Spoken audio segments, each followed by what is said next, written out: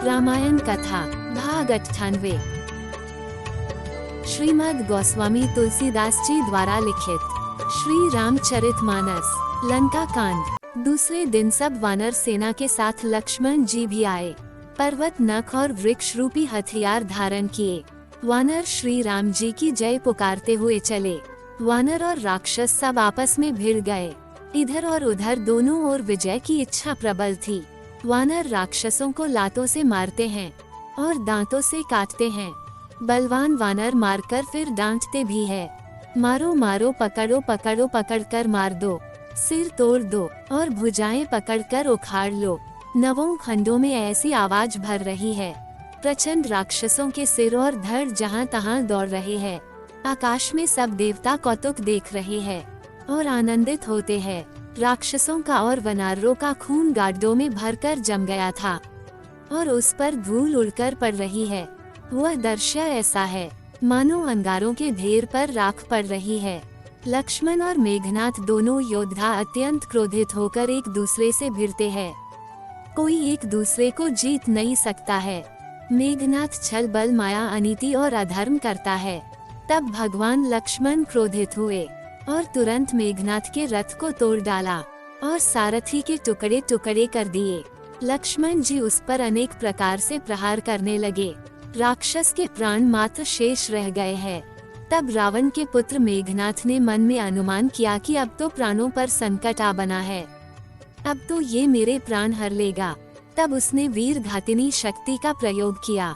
वह तेजपूर्ण शक्ति लक्ष्मण जी की छाती में लग गई। शक्ति के लगने से उन्हें मूर्छा आ गई। तब मेघनाथ भय छोड़कर उनके पास चला। मेघनाथ के समान 100 करोड़ योद्धा लक्ष्मण जी को उठा रहे हैं, परंतु जगत के आधार स्वयं शेष नाग जी उनसे कैसे उठते। तब वो लज्जित होकर चले गए। शिव जी कहते हैं कि हे उमा, प्रलय काल में जिन शेष नाग के क्रोध की अग्नि 14 भुवनों को जला डालती है और देवता, मनुष्य और समस्त चराचर जीव जिनकी सेवा करते हैं, उनको संग्राम में कौन जीत सकता है। इस लीला को वही समझ सकता है जिन पर श्री राम जी की कृपा हो। संध्या होने पर दोनों ओर की सेना वापस लौट चली।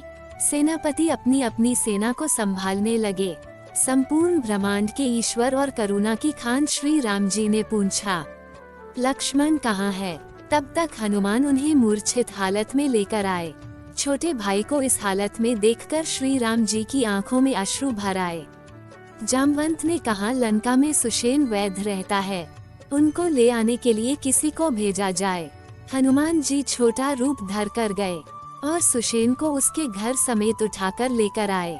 सुषेण ने आकर श्री राम जी के चरणों में सिर नवाया। उसने पर्वत और औषध का नाम बताया और कहा कि है पवन पुत्र, औषधि लेने जाओ। श्री राम जी के चरण कमलों को हृदय में धरकर पवन पुत्र हनुमान जी मैं अभी लेकर आता हूँ कहकर चले। उधर एक गुप्तचर ने इस रहस्य की खबर कर दी। तब रावण कालनेमी के घर आया। रावण में उसको सारा हाल बतलाया। कालनेमी ने सुना और बार बार सिर पीटा और दुख प्रकट किया। उसने कहा, तुम्हारे देखते देखते जिसने नगर जला डाला, उसका मार्ग कौन रोक सकता है। आगे की कथा अगले भाग में। जय श्री राम। दोस्तों, हमने भगवान श्री राम की लीलाओं को सरल भाषा में समझाने की एक तुच्छ कोशिश की है। आपको हमारी कोशिश अच्छी लगी हो तो वीडियो को लाइक कीजिए और चैनल को सब्सक्राइब कीजिए। कमेंट में जय श्री राम लिखिए।